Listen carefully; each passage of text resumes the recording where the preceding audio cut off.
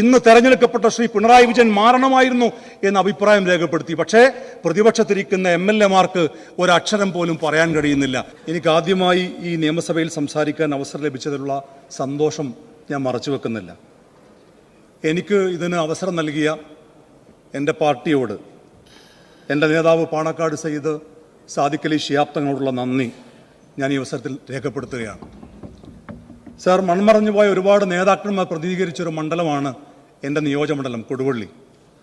ആദരണീയനായ Ammu സാഹിബും PM Abubakar സാഹിബും C Moyinkutty സാഹിബും ഒക്കെ പ്രതിനിധീകരിച്ചൊരു മണ്ഡലം എന്ന നിലക്ക് ആ നേതാക്കന്മാരെ എല്ലാം ഈ അവസരത്തിൽ അനുസ്മരിക്കാൻ ഞാൻ ആഗ്രഹിക്കുകയാണ്.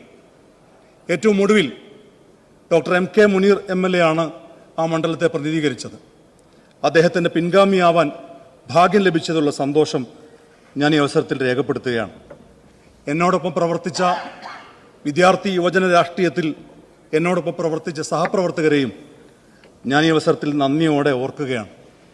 അതിലെല്ലാം ഉപരിയായി ചരിത്രത്തിലെ ഏറ്റവും ഉയർന്ന ഭൂരിപക്ഷം നൽകി എന്നെ വിജയിപ്പിച്ച കൊടുവള്ളിയിലെ വോട്ടർമാരോടുള്ള നന്ദി രേഖപ്പെടുത്താൻ കൂടി ഞാൻ ഈ അവസരം വിനിയോഗിക്കുകയാണ്. സാർ, കഴിഞ്ഞ 10 വർഷക്കാലം നയപ്രഖ്യാപനം ഒരു ഭാഗത്തും ഭരണം മറ്റൊരു വഴിക്കും സഞ്ചരിച്ചപ്പോൾ പറയുന്നത് നടപ്പിലാക്കാൻ ഇച്ഛാശക്തിയുള്ള ഒരു സർക്കാരാണ് സാർ ഇന്ന് കേരളം ഭരിച്ചുകൊണ്ടിരിക്കുന്നത്. സാർ, നയമാറ്റം സർവ്വമേഖലയിലും പ്രകടമാണ്. UDF-ന്റെ സത്യപ്രതിജ്ഞാ ചടങ്ങ് തന്നെ കണ്ടാൽ നമുക്ക് അക്കാര്യം ബോധ്യമാകും. ഒരർത്ഥത്തിൽ ജനങ്ങൾ കയ്യേറിയ സത്യപ്രതിജ്ഞാ ചടങ്ങ്. ശ്രീലങ്കയിൽ ഭരണമാറ്റം ഉണ്ടായപ്പോൾ ഭരണാധികാരിയുടെ വീട്ടിലും നീന്തൽക്കുളത്തിലുമൊക്കെ ജനങ്ങൾ കയറിയിറങ്ങുന്ന കാഴ്ച നമ്മൾ കണ്ടു. കേരളത്തിലൊരു ഭരണമാറ്റം ഉണ്ടായപ്പോൾ ക്ലിഫ് ഹൗസിലെ മോടി പിടിപ്പിച്ച നീന്തൽക്കുളത്തിലേക്ക് ജനങ്ങൾ കയറാതിരുന്നത് അവരുടെ ഉയർന്ന രാഷ്ട്രീയ ബോധ്യം കൊണ്ട് മാത്രമാണ് സാർ. സാർ, നയമാറ്റം എല്ലാ മേഖലയിലും കാണാം എന്ന് പറഞ്ഞാൽ കോഴിക്കോട് മെഡിക്കൽ കോളേജിൽ കത്രിക വയറ്റിൽ മറന്നു വെച്ച് വേദന അനുഭവിച്ച് കരഞ്ഞുകൊണ്ടിരുന്ന അർശിനുമാരെയാണ് കഴിഞ്ഞ 10 വർഷക്കാലം കേരളം കണ്ടതെങ്കിൽ ഭരണം മാറിയ ഉടനെ അതേ മെഡിക്കൽ കോളേജിൽ ജോലി ലഭിച്ച് പുഞ്ചിരിക്കുന്ന അർശിനുമാരുടെ മുഖമാണ് സാർ ഇന്ന് കേരളം കണ്ടുകൊണ്ടിരിക്കുന്നത്. സാർ, ആശമാരുടെ സമരവും അതിനെ അവഗണിക്കുന്ന ഒരു ഭരണകൂടവുമാണ് കഴിഞ്ഞ 10 വർഷക്കാലം കേരളം കണ്ടതെങ്കിൽ ഭരണം മാറിയ ഉടനെ അവർക്ക് 3000 രൂപ വർദ്ധിപ്പിച്ച പുഞ്ചിരിക്കുന്ന ആശാവർക്കന്മാരെയാണ് സാർ ഇന്ന് കേരളം കണ്ടുകൊണ്ടിരിക്കുന്നത്. സാർ, തിരുവനന്തപുരത്തെ മെഡിക്കൽ കോളേജിന്റെ വരാന്തയിൽ എനിക്ക് ചികിത്സ ലഭിച്ചില്ല, ദിവസങ്ങളോളമായി ഞാൻ സ്കാനിങ്ങിന് വേണ്ടി കിടക്കുകയാണ്, ഞാൻ മരിച്ചാൽ അതിൻ്റെ ഉത്തരവാദി ഇതിൻ്റെ അധികാരികളാണ് എന്ന് പറഞ്ഞു മരിച്ചുപോയ വേണുമാരാണ് കഴിഞ്ഞ 10 വർഷക്കാലം കേരളം കണ്ടതെങ്കിൽ ആ വേണുവിൻ്റെ കുടുംബത്തിന് നഷ്ടപരിഹാരം കൊടുത്ത് ആ കുടുംബത്തെ ചേർത്ത് പിടിക്കുന്ന ഒരു സർക്കാരിനെയാണ് സാർ ഇന്ന് കേരളം കണ്ടുകൊണ്ടിരിക്കുന്നത്. സാർ, കേരളം ഒന്നാകെ പറയുന്നത് LDF-ൽ നിന്ന് UDF-ലേക്കുള്ള ദൂരം എന്ന് പറയുന്നത് തെറ്റിൽ നിന്ന് തിരുത്തലുകളിലേക്കുള്ള ദൂരമാണെന്നാണ് എന്ന് ഈ നാടൊന്നാകെ പറയുന്നു സാർ. സാർ, സിയാറ്റിലെ ചീഫിൻ്റെ ഒരു പ്രസക്തമായ ഒരു കോട്ടുണ്ട്.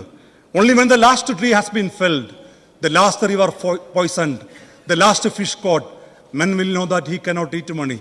അവസാനത്തെ പുഴയും മലിനമാക്കപ്പെട്ടാൽ, അവസാനത്തെ മരവും മുറിച്ചു മാറ്റിയാൽ, അവസാനത്തെ മീനും പിടിച്ചു കഴിഞ്ഞാൽ മനുഷ്യന് മനസ്സിലാകും അവന് പണം തന്ന് ജീവിക്കാൻ കഴിയില്ല എന്ന്.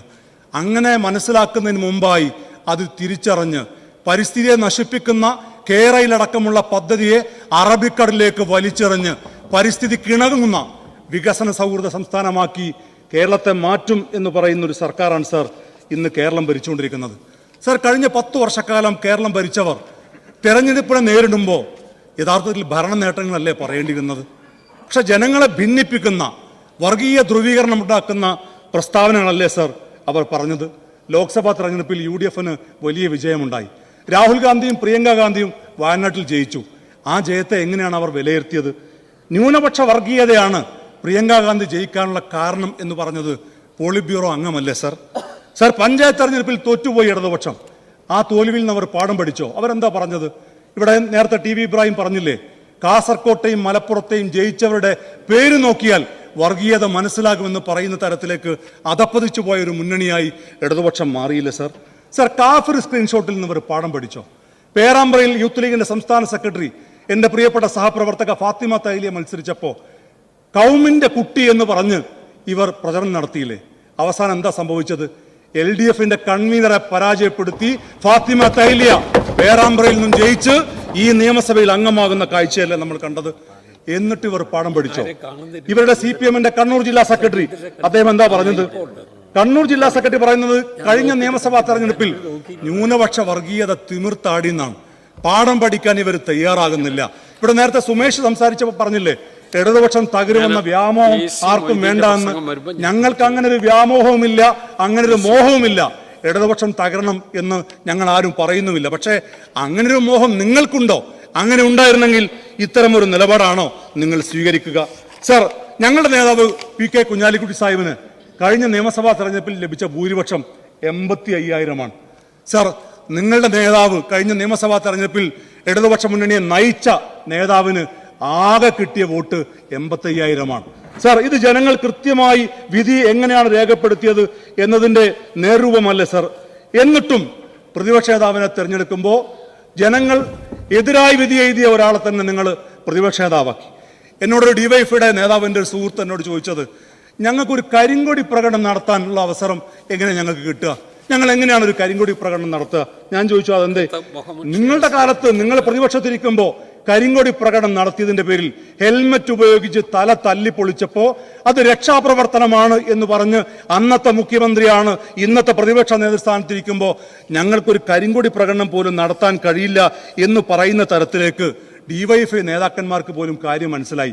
CPMന്റെ ജില്ലാ കമ്മിറ്റികൾ പ്രതിപക്ഷ നേതൃസ്ഥാനത്ത് നിന്ന് ഇന്ന് തെരഞ്ഞെടുക്കപ്പെട്ട ശ്രീ പിണറായി വിജയൻ മാറണമായിരുന്നു എന്ന അഭിപ്രായം രേഖപ്പെടുത്തി. പക്ഷേ പ്രതിപക്ഷത്തിരിക്കുന്ന MLA-മാർക്ക് ഒരക്ഷരം പോലും പറയാൻ കഴിയുന്നില്ല. മഹാകവി G. ശങ്കരക്കുറുപ്പിന്റെ ഒരു വാക്കുകൾ ഞാൻ ഓർക്കുകയാണ്, കവിത ഞാൻ ഓർക്കുകയാണ്. ചങ്ങലക്കെട്ടിൽ കിടക്കയാണെന്നും നിങ്ങളുടെ അന്ധകരണം, കണ്ടിട്ടും കാണാതെ കേട്ടിട്ടും കേൾപ്പാതെ മിണ്ടാതെ നിങ്ങളിരിപ്പൂ എന്ന് പറഞ്ഞ അതേ അവസ്ഥയിലേക്ക് പ്രതിപക്ഷത്തിരിക്കുന്ന MLA-മാർ പോലും മാറുന്ന ഒരു കാഴ്ചയാണ് സാർ ഇന്ന് നമ്മൾ കണ്ടുകൊണ്ടിരിക്കുന്നത്. സാർ, പ്രതിപക്ഷം ക്രിയാത്മകമാകുമ്പോഴാണ് ജനാധിപത്യം സക്രിയമാകുന്നത്. പ്രതിപക്ഷത്തെ മാനിക്കുന്ന ഒരു മുഖ്യമന്ത്രിയാണ് ഇന്ന് കേരളം ഭരിച്ചുകൊണ്ടിരിക്കുന്നത്. ഞങ്ങൾ പ്രതിപക്ഷത്തെ അംഗീകരിക്കും. പക്ഷേ നിങ്ങളത് മനസ്സിലാക്കണം, ഉമ്മൻചാണ്ടി കേരളം ഭരിച്ചിരിക്കുന്ന സമയത്ത് എങ്ങനെയാണോ നിങ്ങൾ പ്രതിപക്ഷത്ത് പ്രവർത്തിച്ചത് അതുപോലെയാണ് പ്രവർത്തിക്കാൻ നിങ്ങളുടെ ഭാവമെങ്കിൽ കേരളത്തിലെ ജനങ്ങൾ അത് അംഗീകരിക്കില്ല. സ്പീക്കറുടെ കസേര മറിച്ചിട്ട് പൊതുമുതൽ നശിപ്പിച്ച് അങ്ങനെയുള്ള ഒരു പ്രതിപക്ഷത്തിന്റെ അതേ ശൈലിയാണ് നിങ്ങൾ ഇനിയും ഇവിടെ ആവർത്തിക്കാൻ പോകുന്നതെങ്കിൽ കേരളം അത് അംഗീകരിക്കാൻ പോകില്ല എന്ന് നിങ്ങൾ മനസ്സിലാക്കണം. അതുകൊണ്ട് മഹാകവി കുഞ്ഞുണ്ണി മാഷെ ഒരു ചെറിയ കവിത കൂടി ഞാൻ ഓർമ്മിപ്പിച്ചുകൊണ്ട് ഞാൻ എൻ്റെ പ്രസംഗം അവസാനിപ്പിക്കുകയാണ്. വലിയൊരു ലോകം മുഴുവൻ നന്നാവാൻ ചെറിയൊരു സൂത്രം ചെവിയിൽ ഓതാം ഞാൻ, സ്വയം നന്നാവുക. അതുകൊണ്ട് പ്രതിപക്ഷം സ്വയം നന്നായി പ്രതിപക്ഷത്തിന്റെ ഉത്തരവാദിത്തം ഏറ്റെടുക്കാൻ തയ്യാറാകണം എന്ന് മാത്രം പറഞ്ഞുകൊണ്ട് ഈ നന്ദി പ്രമേയത്തെ പിന്താങ്ങി ഞാൻ എൻ്റെ പ്രസംഗം അവസാനിപ്പിക്കുന്നു. നന്ദി, നമസ്കാരം.